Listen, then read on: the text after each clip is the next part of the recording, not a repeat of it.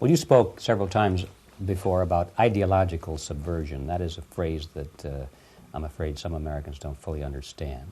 When the Soviets used the phrase ideological subversion, what do they mean by it?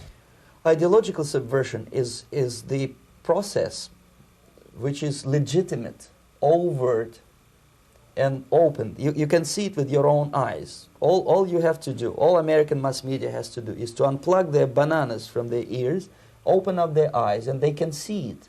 There is no mystery. There is nothing to do with espionage.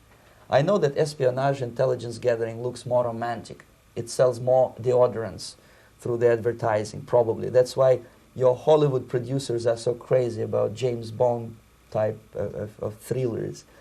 But in reality, the main emphasis of the KGB is not in the area of intelligence at all.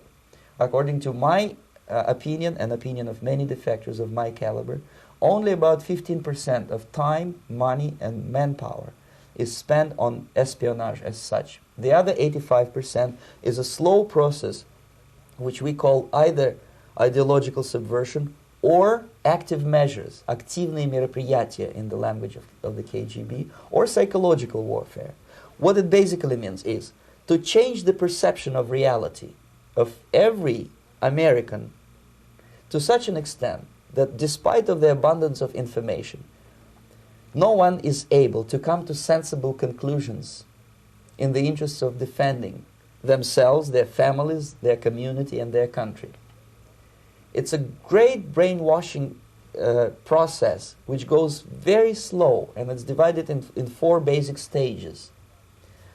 The first one being demoralization. It takes from 15 to 20 years to demoralize a nation. Why that many years?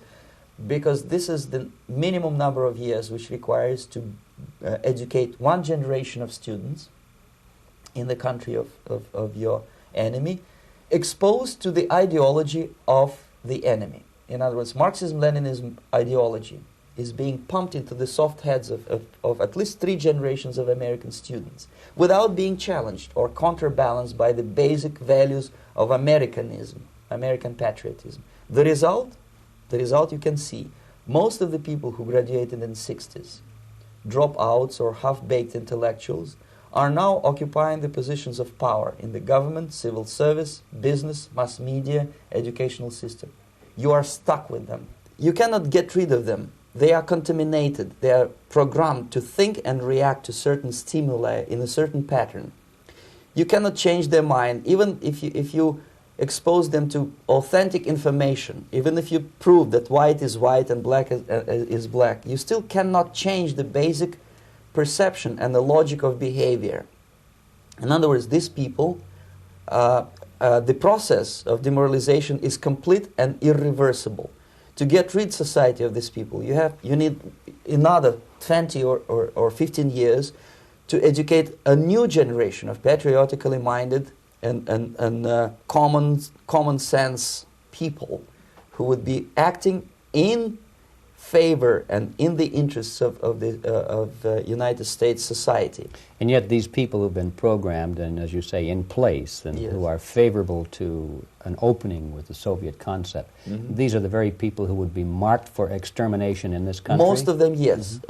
Simply because the psychological shock when they will see in future what the beautiful society of equality and social justice means in practice, obviously they will revolt. They will be very unhappy, frustrated people, and the Marxist-Leninist regime does not tolerate these people. They will join the links of dissenters, dissidents. Unlike in present United States, there will be no place for dissent in future Marxist-Leninist America. Here you can get popular like Daniel Ellsberg and filthy rich like Jane Fonda for being dissident, for criticizing your Pentagon. In future, these people will be simply squashed like cockroaches. Nobody is going to pay them nothing for their beautiful, noble ideas of equality. This they don't understand, and it will be greatest shock for them, of course. The demoralization process in the United States is basically completed already. For the last 25 years, actually it's overfulfilled, because demoralization now reaches such areas where previously not even Comrade Andropov and all his experts would even dream of such a tremendous success. Most of it is done by Americans to Americans, thanks to lack of moral standards. As I mentioned before, exposure to true information does not matter anymore. A person who was demoralized is unable to assess true information. The facts tell nothing to him. Even if I shower him with information, with authentic proof, with documents, with pictures, even if I take him by force to the Soviet Union and show him concentration camp, he will refuse to believe it until he is going to receive a kick in his fat bottom. When a military boot crashes his balls, then he will understand, but not before that. That's the tragic of the situation of demoralization. So basically America is stuck with demoralization, and unless, even if you start right now, here, this minute, you start educating new generation of Americans, it will still take you 15 to 20 years to turn the tide of ideological perception of reality back to normalcy and patriotism. The next stage is destabilization. This time, subverter does not care about your ideas and the patterns of your consumption. Whether you eat junk food and get fat and flabby, it doesn't matter anymore. This time, and it takes only from 2 to 5 years to destabilize a nation, what matters is essentials: economy, foreign relations, defense systems.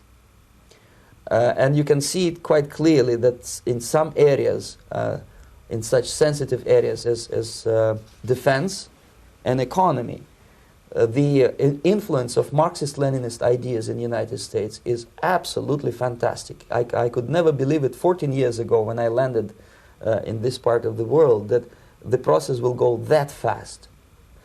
The next stage, of course, is crisis. It may take only up to 6 weeks to bring a country to the verge of crisis. You can see it in Central America now. And after crisis, with a violent change of power, structure, and economy, you have so-called the period of normalization. It may last indefinitely. Normalization is a cynical expression borrowed from Soviet propaganda. When the Soviet tanks moved into Czechoslovakia in '68, Comrade Brezhnev said, "Now the situation in brotherly Czechoslovakia is normalized." This is what will happen in the United States if you allow all these schmucks to bring the country to crisis, to promise people all kind of goodies and the paradise on earth, to destabilize your economy, to eliminate the principle of free market competition, and to put a big brother government in Washington, D.C., with benevolent dictators like Walter Mondale, who will promise lots of things, never mind whether the promises are fulfillable or not. He will go to Moscow to kiss the bottoms of new generation of Soviet assassins, never mind. He will create false illusions that the situation is under control. Situation is not under control. Situation is disgustingly out of control. Most of the American politicians, media, and educational system trains another generation of people who think they are living at a peacetime. False. United States is in the state of war, undeclared total war against the basic principles and the foundations of this system. And the initiator of this war is not Comrade Andropov, of course. It's the system. However ridiculous it may sound, the world communist system or the world communist conspiracy, whether I scare some people or not, I don't give a hoot. If you are not scared by now, nothing can scare you.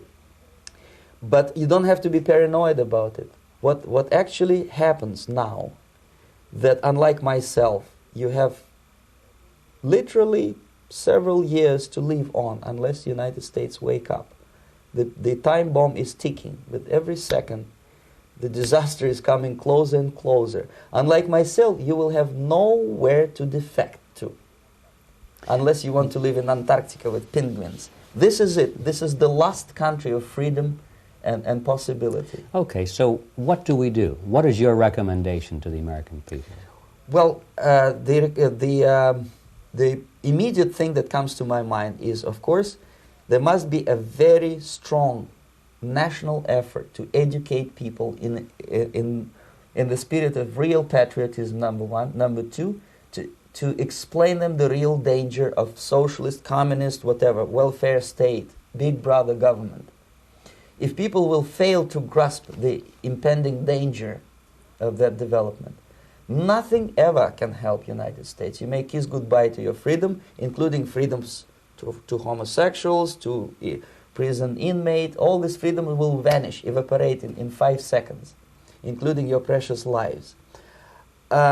The second thing, the moment at least part of United States population is convinced that the danger is real, they have to force their government. And I'm not talking about sending letters, signing petitions, and all this beautiful, noble activity. I'm talking about forcing United States government to stop aiding communism. Because there is no other problem more burning and urgent than to stop the Soviet military-industrial complex from destroying whatever is left of the free world.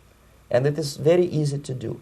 No credits, no technology, no money, no political or diplomatic recognition, and of course no such idiocy as grain deals to USSR.